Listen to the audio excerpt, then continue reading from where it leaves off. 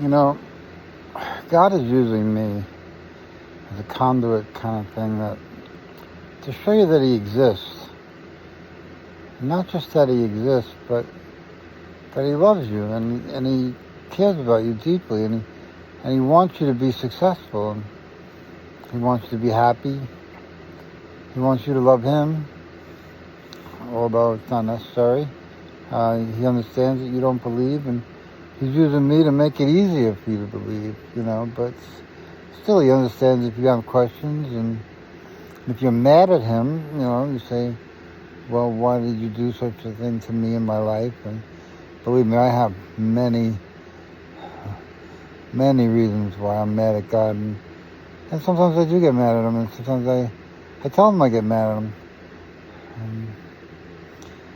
But God's methods and procedures and what He does isn't always understandable, especially because what's happening to you today, the result of, or the reason why it's happening to you today is not seen or felt a while down the road. So, it's like judging a Mona Lisa before it was finished. And I'm sure in the beginning stages of Mona Lisa, it wasn't the $1 billion picture that it is today. So, you gotta let time handle things and evolve things and let evolution take its place and do its thing. All the animals that we have today, they didn't start out that way. They started out smaller or uglier, or I don't know. Since we only have bones to look at them, we don't know what they looked like when they were existing. Like dinosaurs, we have dinosaur bones, but we don't know. There's some that believe dinosaurs had feathers, and and I wouldn't say they were wrong.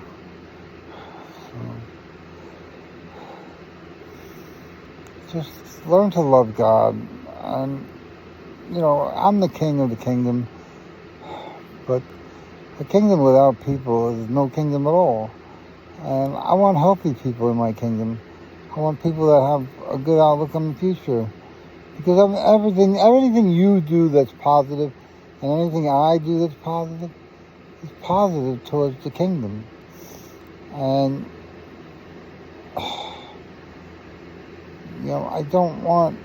I can't control a lot of things, and I'm not really a control freak. I try to avoid, whenever I feel like I'm trying to control a situation, I try to step back and take a look at it and do what I can to not control the situation. Like, I like to let you fall. If you don't let a baby fall, you'll never learn to walk. And you wouldn't want a world of babies that can't walk. So in that vein, I try and let you fall. I try to let you make your mistakes. Your mistakes are more important than your successes. And I think the most important point of a failure is that you keep going. You don't give up. You don't stop. Like you see with me, I don't stop. And I'm totally honest with you. I think if you watch my video, maybe you watch one video, you might say, oh, this guy's full of shit. But if you watch all my videos, you can tell I'm not.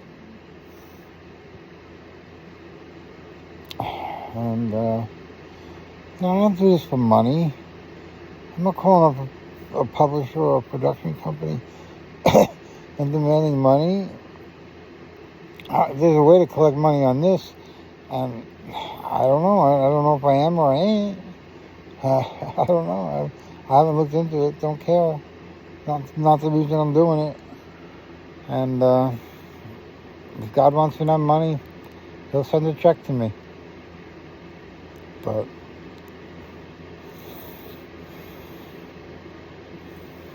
money is not the motivator. Picasso didn't paint paintings because he wanted to make money. He painted paintings because he was an artist. That's what artists do. He didn't Maybe after he painted it, he wanted to sell it, but when he was painting it, it wasn't the price of it or what he was going to sell it for. It wasn't a factor.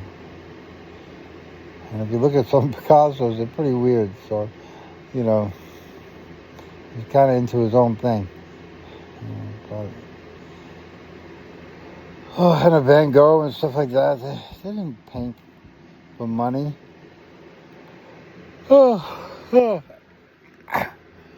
And the funny thing about that is they didn't paint for money, but most of them were very poor. And they could have used the money.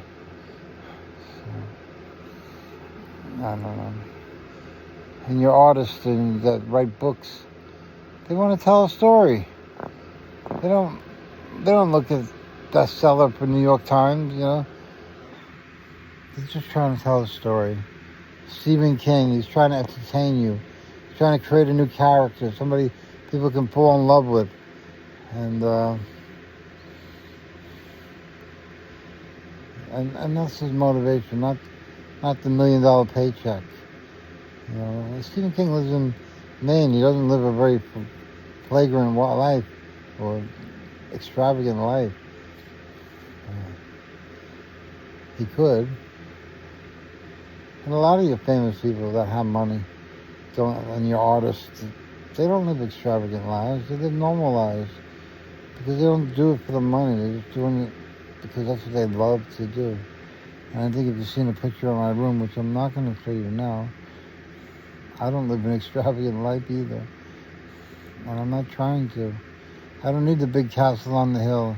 To me, the big castle on the hill is pretty boring. And I don't want to think how many miles I got to travel to get a gallon of milk and a dozen of eggs. There ain't no Stop and Shop next to my castle. But there is here, Stop and Shop's right down the block pretty much. And I utilize it. But just don't count God out, I know he makes your life hard for a reason. So you appreciate the good things. If you won lottery every day, you wouldn't appreciate it. And you'd probably stop playing.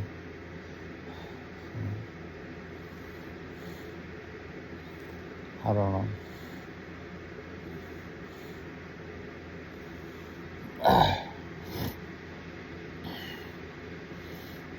I just say, relax. It's Sunday.